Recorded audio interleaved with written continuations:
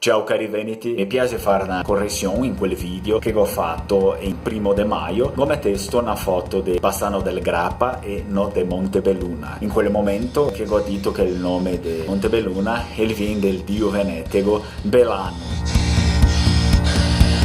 Nostro perda che capemo. Allora, dice qui che ti dice che il nome di Montebelluna deriva de Bellona. Per sondarse a voi altri dei per accompagnare. La dea romana dea guerra sol che il nome del dio Belano il vinvanti de Bellona. Anche se è un sacco dei veneti che noi credemi o no che piace da dire che i veneti, i celti, lui adorea gli stessi dei sol che in realtà i dei nativi dell'Europa all'inizio erano gli stessi e solo dopo con guerre, le divisioni delle tribù, i nomi, i pratiche di adorazione si è cambiato. Per massa, solo perché il Veneto fa parte della penisola italica, tutti vogliono legare i dei veneti a mitologia romana. Così il dio veneto Belano, quello che sarebbe lo stesso dio celta, chiama Belenos, il dio del sole, e corrisponde al dio romano Apollo, è quello che si sta venerando dai veneti col nome di Appono.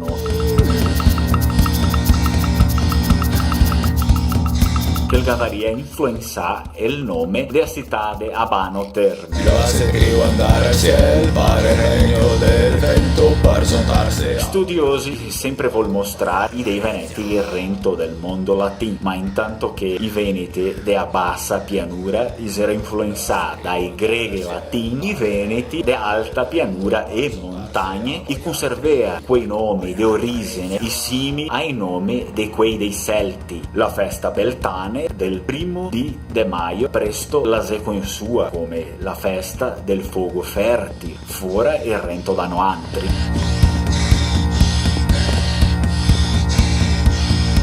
È una festa che tutti la conoscono come celta, manca la se veneta. La festa beltane la fa la celebrazione di tutta la fertilità del mondo, perché in Europa la festa ti dice che l'inverno è deve finire e che il caldo adesso è il vin fuori e così tutta la natura scomincia a vivere un'altra volta.